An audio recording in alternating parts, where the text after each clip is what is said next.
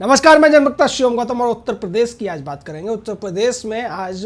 Police महानिदेशक ने एक निर्देश जारी कर दिया है कि किस तरीके से बकरीद अब उत्तर प्रदेश में मनाई जाएगी।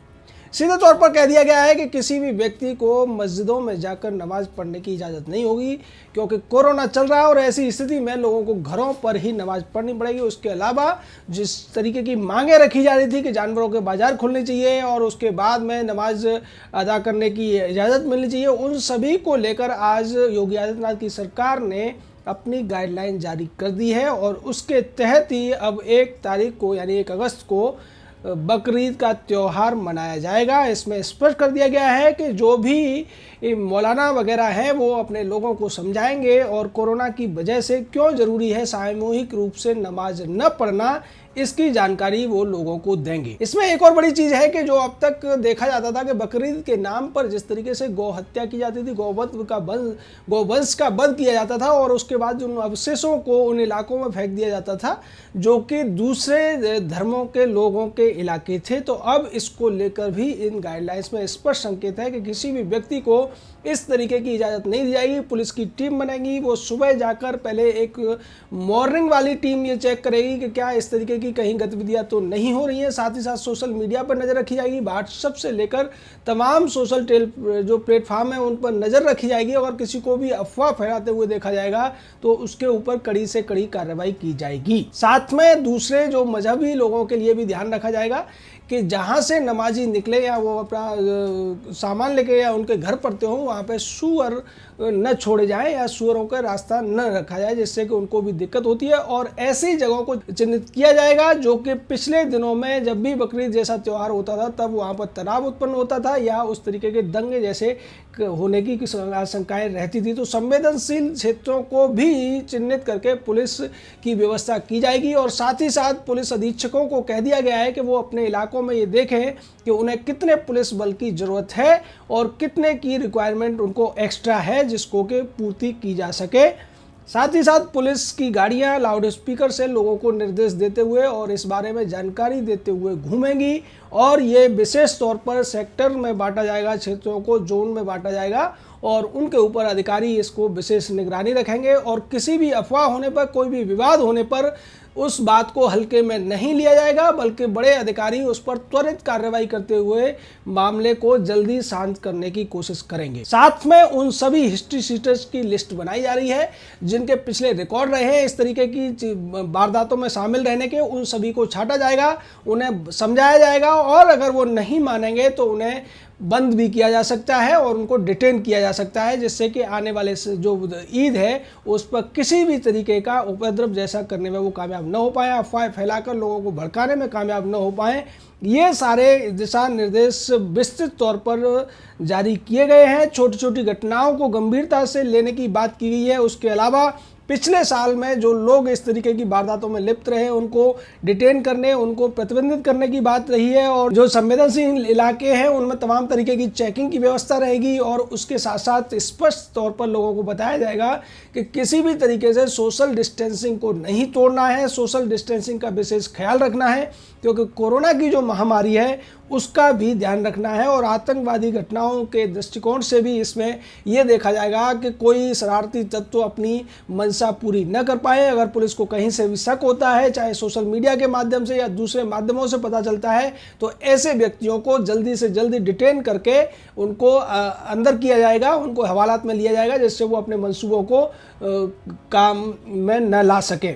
और दूसरी तरफ जो गौवध को लेकर अगर इस तरीके की खबरें फैलती हैं तो उन लोगों के ऊपर भी सख्ती से कार्रवाई होगी। जो कानून है उत्तर प्रदेश में पहले से ही गौ हत्या बंदी है और देखा यह जाता था कि बकरीद के बहाने कुछ लोग गाय काटकर लोगों को चिढ़ाने का काम करते थे, भावनाएं भड़काने का काम करते थे। उन पर विशेष ध्यान रखते हुए गौवध की जो ट्रांसपोर्टेशन है, परिवहन है और तस्करी है, उस पर पूरी तरीके से निगरानी रखी जाएगी और किसी भी ऐसी हरकत को माफ़ नहीं किया जाएगा। उसके अलावा जो मुस्लिम बहुल क्षेत्र हैं उन पर भी ये रहेगा कि खुले में मांस लेकर न जाएं, जिससे कि क्योंकि अभी सावन का महीना चल रहा है तो दूसरे धर्म के लोगों की भी जो भावनाएं हैं उनके सम्मान करने की ज़रूरत है। और साथ ही साथ खुले में किसी भी व्यक्ति को ये इजाज़त नहीं होगी कि वो बकरीद पर कुर्बानी देने का काम कर सके या किसी जानवर को काटने का काम कर सके। उसको अगर ये सब करना है तो अपने घर के अंदर करना पड़ेगा, चार दीवारी के अंदर करना पड़ेगा। पहले ये होता था कि खुलेआम इस तरीके की हरकतें की जाती थी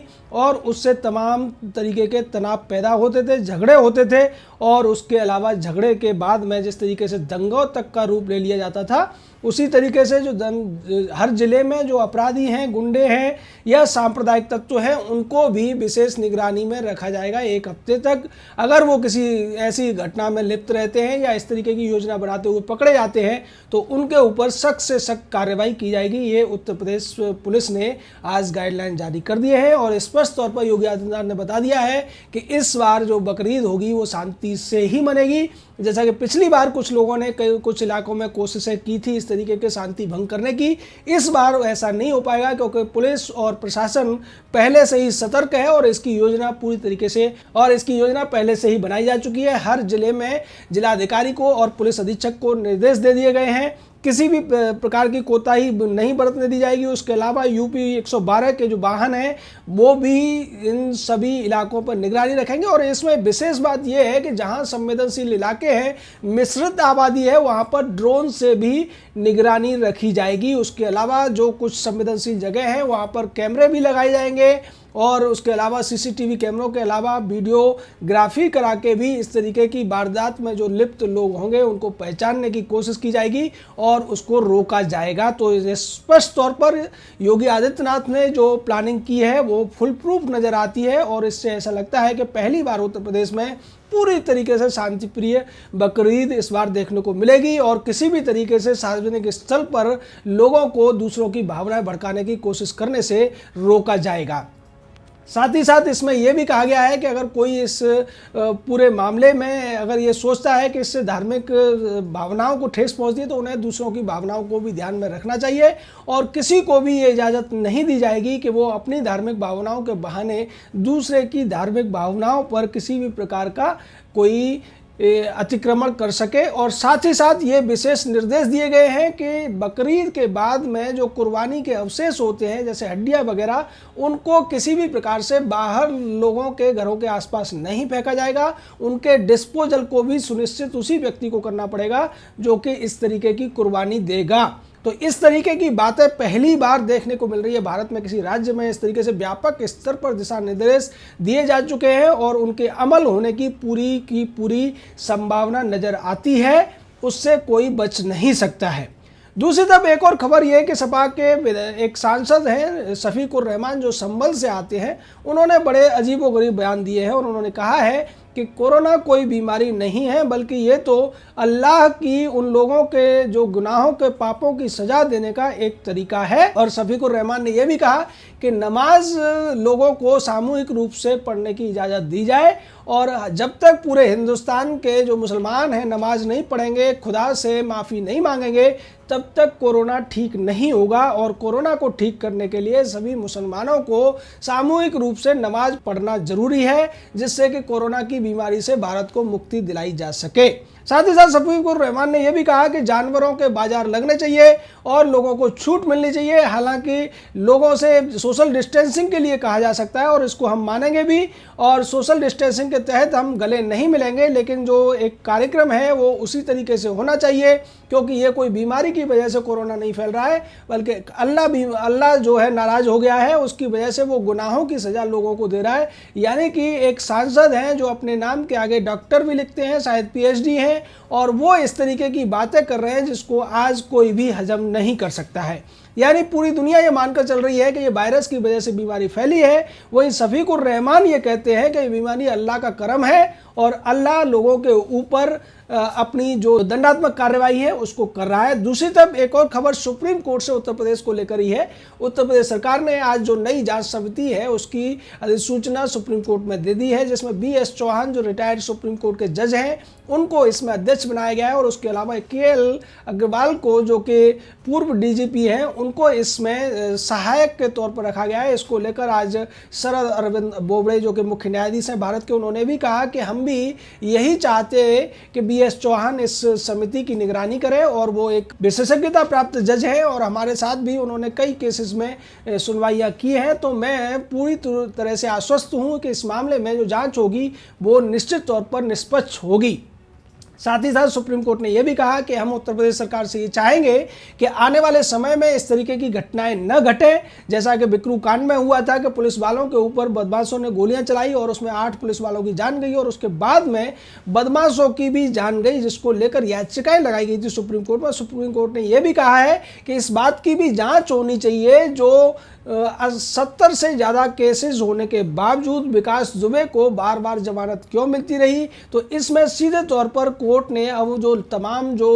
अधीनस्थ कोर्ट है उनके ऊपर भी सवाल उठा दिया है और एक संदेश दिया है कि इस तरीके के अपराधियों को जमानत नहीं दी जानी चाहिए, क्योंकि देश के अंदर एक बहुत बड़ा जमानत का गिरोह चलता है। इनका काम केवल जमानत दिलाना होता है, मोटी रकम देके किसी भी अपराधी को जमानत दिला सकते हैं, चाहे हाई कोर्ट से हो, लोअर कोर्ट से हो, इवन सुप्रीम कोर्ट से भी ऐसा होता है, जिसके ऊपर बड़ा करारा संदेश दिया है मुख्य न्यायाधीश ने और उन्होंने स्पष्ट किया है कि इसकी जांच होनी चाहिए। उत्तर प्रदेश सरकार की तरफ से सॉलिसिटर जनरल तुषार मेहता ने यह आश्वासन दिया कि वो इस मामले की पूरी जांच रिपोर्ट भी सौंपेंगे कि किस तरीके से विकास दुबे को जमानतें दी गई और उसमें अगर किसी तरीके की लापरवाही बरती गई है तो वो भी कोर्ट के सामने पेश किया जाएगा। निश्चित तौर पर विकास दुबे को लेकर जिस तरीके से राजनीति करने की कोशिश की जा रही थी, प्रदेश सरकार पर सवाल उठाए जा रहे थे, प्रदेश सरकार ने अपना पक्ष सुप्रीम कोर्ट में रख दिया है और सुप्रीम कोर्ट जो चाहता था कि एक रिटायर्ड जज के अध्यक्षता में एक जांच समिति बने, उसको भी अब गठित कर दिया गया है। 8 दिन के अंदर ये अपना काम शुरू कर देगी और 2 महीने के अंदर इसकी रिपोर्ट भी सुप्रीम कोर्ट में जमा हो जाएगी। तो सीधे तौर पर अब उन लोगों के मुंह पर भी ताले लग गए हैं जो ये कहने की कोशिश कर रहे थे कि जो कुछ हुआ था विकास दुबे के साथ या उसके साथियों के साथ में वो फर्जी इनकाउंटर थे। अब इसको उत्तर प्रदेश पुलिस ने पहले ही कह दिया है कि वो परिस्थिति जन्य स्थितियां थी और जिसमें पुलिस के ऊपर हमला हुआ था। और इसको लेकर जब सुप्रीम कोर्ट ने यह कहा कि क्या ये हैदराबाद की तरह से है, तो उत्तर प्रदेश सरकार की तरफ से स्पष्ट कर दिया गया कि हैदराबाद में जो अपराधी थे वो इतने ज़्यादा शातिर नहीं थे, इतने बड़े गुंडे या हत्यारे नहीं थे, लेकिन यहाँ मामला दूसरा था। ये वही लोग थे जिन्होंने पुलिस पार्टी पर हमला किया, 8 पुलिस वालों को मौत के घाट उतार दिया। तो ऐसे लोगों को किसी भी हालत में बिना बल प्रयोग किए आप पकड़ नहीं सकते हो और उसी का इस्तेमाल उत्तर प्रदेश पुलिस ने किया था, जिसके तहत गोली लगने से विकास दुबे और उसके साथियों की भागते समय मौत हो गई थी। ये एनकाउंटर फर्जी नहीं थे। एक बार फिर उत्तर प्रदेश सरकार ने अपनी स्थिति को स्पष्ट कर दिया और जैसा कि सुप्रीम कोर्ट की मांग थी, एक रिटायर्ड जज और एक पूर्व महानिदेशक पुलिस के अध्यक्षता में ये एक जांच समिति बनाई गई है, जिसको 2 महीने के अंदर अपनी रिपोर्ट सौंपनी है सुप्रीम कोर्ट को, जिसके बाद पूरी तरीके से ये तथ्यों के आधार पर सिद्ध हो जाएगा कि जो कुछ बिकरू कांड में विकास दुबे ने किया था और भागते हुए उसकी जो मौत हुई थी उसमें कहीं से भी कोई भी गलत नीयत नहीं थी राज्य सरकार की। जय हिंद, जय भारत।